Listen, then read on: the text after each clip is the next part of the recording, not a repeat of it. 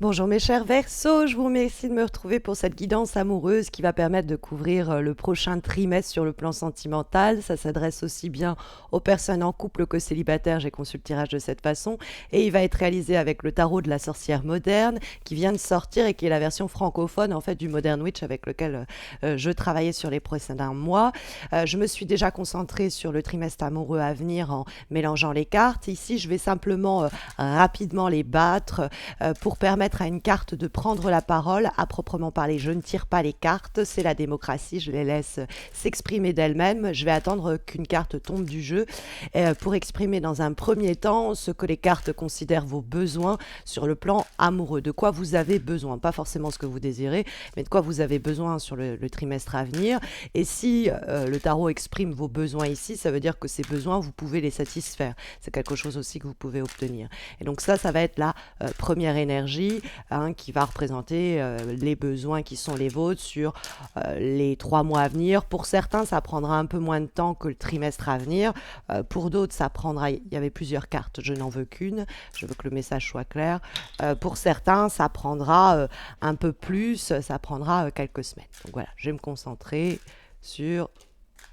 Hop, on en a trop également. Je n'en veux qu'une qui soit limpide et claire pour nous détecter, permettre de détecter vos besoins.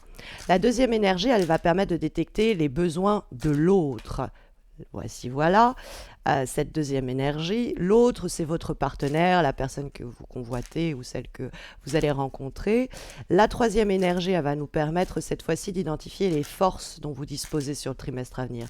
Ça peut être les forces de votre relation, ça peut être vos propres forces, en tout cas ce qui peut permettre de faire bouger les choses amoureuses, les histoires amoureuses dans le bon sens. Et donc ça va être la troisième énergie. Donc les forces sur lesquelles vous pouvez vous reposer au cours du trimestre à venir. Comme je vous disais, pour certains d'entre vous, ça prendra un peu moins de temps. Alors j'en ai 4, c'est beaucoup trop, je n'en veux qu'une. La voici, la voilà. La quatrième énergie, elle va nous permettre cette fois-ci de voir les blocages éventuels. Ce qui va vous bloquer l'avancée de votre vie amoureuse ou ce qui peut bloquer l'avancée d'une relation. Bref, les obstacles éventuels, mais on va essayer de les identifier pour justement les atténuer, voire complètement les contourner. Voici, voilà. Et la cinquième énergie, elle va, quant à elle, être beaucoup plus prédictive et nous permettre d'identifier la potentialité d'évolution de votre situation affective ou de cette relation. On va être sur vraiment du prédictif. Qu'est-ce qu'on peut attendre des prochains mois sur le plan amoureux et sur un plan plus prédictif. Donc ça, ce sera la cinquième et dernière énergie. Écoutez, j'en ai 2 qui sont tombés. On va les garder. Hop. Alors, la première énergie, c'est le roi de coupe. La deuxième énergie, c'est le valet de coupe qui est à l'envers, alors que je n'ai recours qu'à des cartes à l'endroit. Quand elle est sortie du jeu, elle a dû se retourner dans son vol, ce qui est intéressant parce que, n'ayant recours qu'à des cartes à l'endroit dans le cadre des tirages généralistes, je vais quand même la conserver à l'envers. Elle a vraiment voulu sortir à l'envers. Hein. Et alors, ensuite, dans le plus prédictif, on a la lune et le 7 de bâton. Ok, alors on n'a pas beaucoup de lames majeures, hein, signalons-le, donc le trimestre à venir va être plutôt, ça va aller quoi, ça va pas être trop vous remuer. Ce dont vous avez besoin sur le plan affectif, c'est le roi de coupe qui va nous l'exprimer.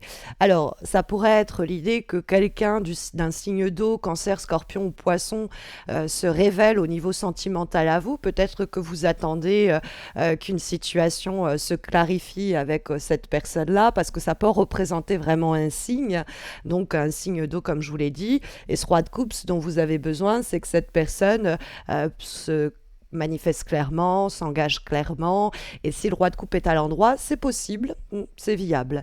Mais ce roi de coupe peut également plus simplement vous représenter en termes de besoins. Vous avez besoin de vous établir amoureusement, vous avez besoin de quelque chose qui assure une pérennité, parce que le roi de coupe, c'est l'idée que nos émotions, nos sentiments sont mûrs, que nous-mêmes nous faisons preuve d'une maturité émotionnelle qui nous rend prêts à accueillir l'amour dans notre vie ou à devenir un partenaire engagé. Bref, le roi de coupe, on est peut-être prêt à endosser ce rôle du roi de coupe. Voilà, les besoins, c'est d'être dans une relation où voilà, il y a des projets d'avenir, etc. Mais ça peut nous dire que le besoin que vous avez sur le plan amoureux, eh bien, c'est un signe d'eau qui peut y répondre, et donc Cancer, Scorpion, Poisson.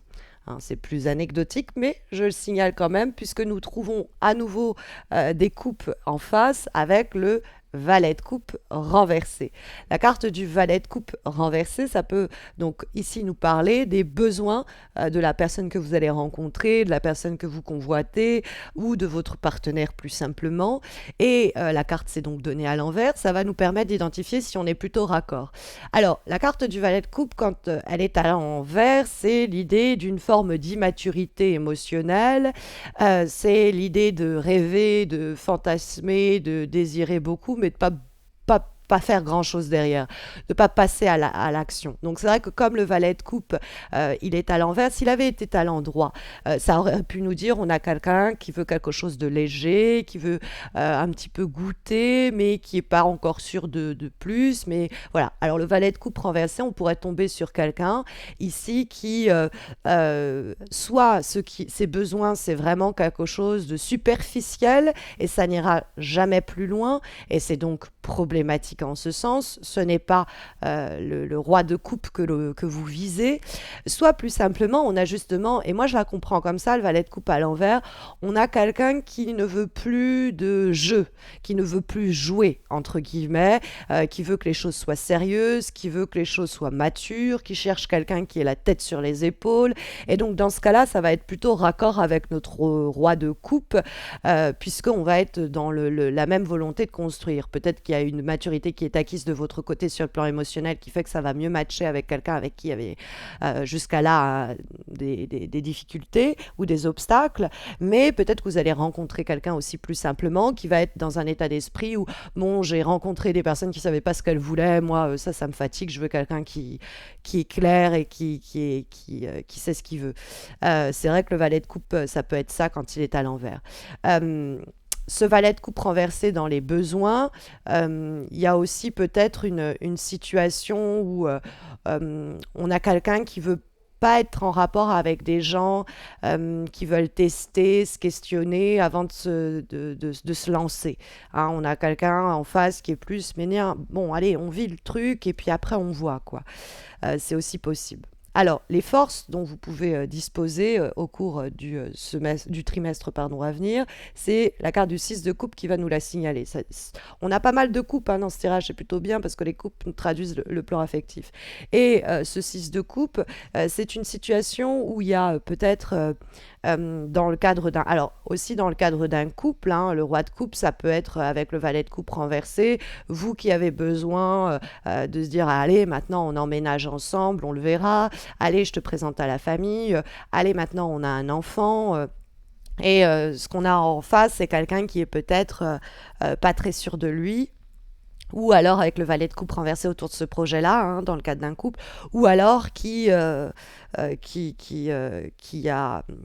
prêt et qui justement attendait à que vous vous décidiez. Mais on a le 6 de coupe qui nous parle de souvenirs heureux, c'est une carte de nostalgie, la carte du 6 de coupe. Donc les forces dans cette situation et dans cette relation, c'est peut-être déjà qu'il y a beaucoup de sentiments, que ça va être mutuel, mais qu'en plus de ça, il y a... peut-être des moments qu'on avait déjà partagés ensemble, que l'on se remémore et qui font les forces de cette relation, de cette situation affective, de cette re-rencontre éventuelle. C'est de se dire, purée, c'était beau ce qu'on avait vécu, c'était fort ce qu'on avait vécu, et pourquoi pas essayer de revivre cela ensemble. Donc il peut avoir tout simplement cette nostalgie qui ranime de beaux moments passés pour en créer de nouveaux.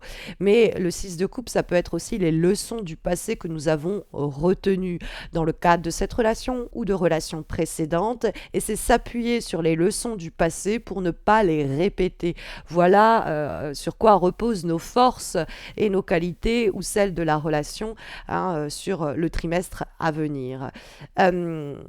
On peut avoir aussi, hein, encore une fois, l'idée des enfants et de la famille qui peut être représentée à travers le 6 de coupe. Donc, il peut avoir aussi quelque chose qui est résolu ou qui s'accomplit à ce niveau-là. Quant aux faiblesses éventuelles, nous avons la carte de l'as d'épée. L'as d'épée, c'est une lame qui nous parle de discussions tranchantes, un peu incisives, où on dit tout ce que l'on pense dans une volonté de vérité qui des fois n'est pas la ça part d'un bon sentiment, mais c'est des fois ça finit mal, quoi, parce que l'as d'épée, quand elle apparaît en bonne santé, c'est plutôt pour nous parler de arriver à dialoguer, ne pas tourner autour du pot, être très lucide, faire preuve d'un jugement très clair et de la même façon dialoguer surtout de façon très franche. Et la SDP, quand la carte peut poser problème, et là elle est dans les blocages éventuels, ça peut être la difficulté justement à mener des discussions franches et claires, et on est pas dans cette capacité-là, et donc ça peut poser problème. Mais l'ASDP, ça peut être ne pas être dans les discussions que l'on mène trop tranchant, parce que ça peut être un peu le défaut de la qualité. C'est-à-dire que l'ASDP, sa qualité, c'est avant tout de dire les choses franchement, c'est d'être en capacité d'être très sincère. Et quand la carte va être comme ici en mauvaise posture dans les blocages, ça peut être l'idée, bon, on peut dire les choses, mais la diplomatie, c'est pas mal quand même. Donc de mettre un peu les formes dans ce qui est dit, parce que sinon ça peut être on se comprend pas, ou alors les choses sont dites de façon tellement froide ou tellement tranchante que on peut pas les entendre, on n'entend pas le fond, tout ce que l'on entend c'est la forme, donc il faut faire attention un peu à cela.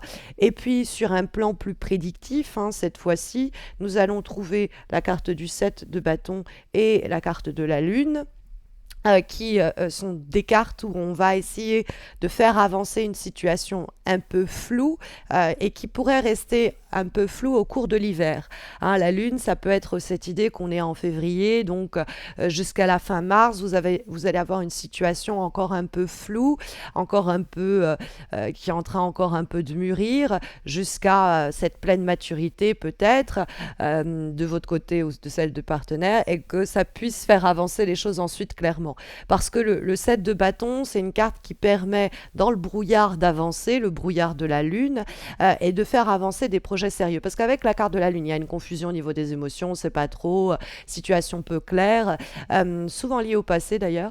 Peut-être qu'on a peur de se tromper, de faire des erreurs, de souffrir, et ça freine les rencontres. Et justement, il y a une période où on doit dépasser cela, arriver à une maturité émotionnelle, reprendre le contrôle à ce niveau, pour faire avancer cette relation ou notre vie amoureuse y est arrivée, parce que le 7 de bâton, c'est malgré les obstacles, on arrive à être persévérant ou persévérante et déterminé, et on avance et on fait avancer notre vie affective. Il y a une nouvelle rencontre qui arrive avec le 7 de bâton après une période un peu de flou pendant celle hivernale, mais ça peut être aussi un projet d'emménagement, un projet de famille, un projet d'habitat que l'on va doucement mais sûrement faire avancer. Alors, le 7 de bâton, c'est peu importe le côté flou, le côté peu sûr ou les inquiétudes qui peuvent nous travailler et nous traverser, on ne va pas se laisser démoraliser ou impressionner ou intimider. On va petit à petit amener les choses à avancer. Donc il y a un mouvement dans une situation qui pendant un temps est un peu floue, un peu confuse, mais il y a un véritable mouvement que l'on peut provoquer soi-même, plus par des actions que par des propos, hein. C'est-à-dire que ce n'est pas des discussions forcément qui feront avancer les choses, mais plutôt des actions, des initiatives de votre côté comme du côté du partenaire. Donc voilà les énergies sondées pour ces prochains mois, mes chers Verseaux. Mais vous savez que si vous avez besoin d'une guidance sur du plus court terme, il y a les horoscopes que je propose sur ma chaîne YouTube. Les prochains horoscopes ne devront plus tarder d'ailleurs, s'ils n'ont pas déjà été postés. Ça dépendra du moment où vous regarderez cette vidéo. N'hésitez pas à me faire un retour sur ce tirage. C'est la première fois que je vous présente ça. Je suis toujours curieuse de voir si ça vous plaît. Et puis, je vous réserve une semaine de célébration du 28 février au 4 mars pour fêter ensemble mes 6 ans de présence sur YouTube et mes 5 millions de vues. Et donc, ce sera plein de surprises, plein de cadeaux, plein de concours chaque jour. Et donc, n'hésitez pas à vous abonner si vous n'avez pas encore fait pour ne pas rater ça et que nous célébrions notre anniversaire ici sur YouTube, mais aussi d'ailleurs sur Instagram et Facebook où vous pouvez me retrouver pour des guidances quotidiennes, hebdomadaires, commentaires. Donc n'hésitez pas à me retrouver aussi là-bas. Voilà, je vous souhaite de très belles semaines à venir. Je vous dis à très vite, j'espère, mes chers Verseaux. Prenez bien soin de vous.